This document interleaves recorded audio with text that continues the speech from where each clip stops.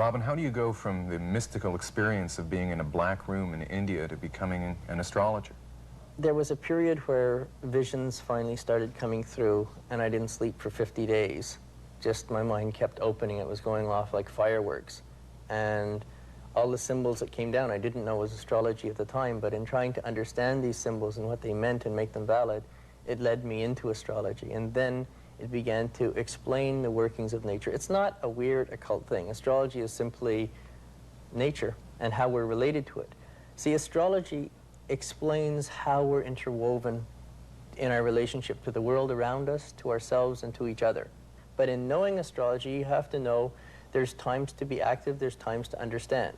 When you're changing from a period of creative action to a period of being receptive, you have to make a major adjustment in your lifestyle and your priorities, so that if we knew when to change, we would probably solve most of the stress and tension-oriented problems in our life. You use astrology to predict the future.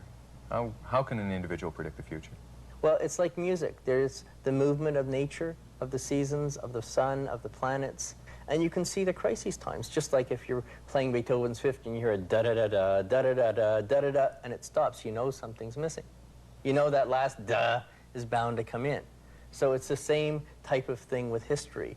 Wars, disruptions, earthquakes come at very definite intervals, and these are capable of being determined. It's nature. Can you explain to me in scientific terms how astrology works? We're born with a certain vitality or aura or magnetic field around us.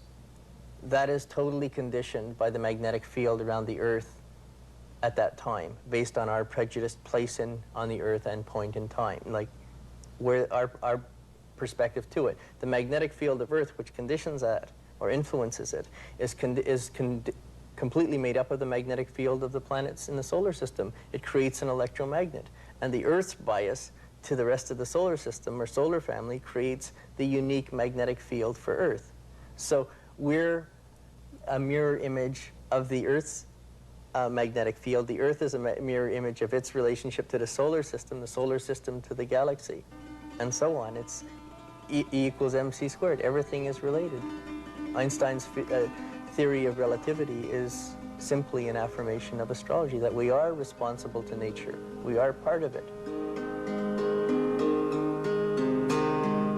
Join us tomorrow night. We'll be back with Robin Armstrong, and Robin will be making some predictions about the world and its future, about Canada and its future, about the United States. So be with us then.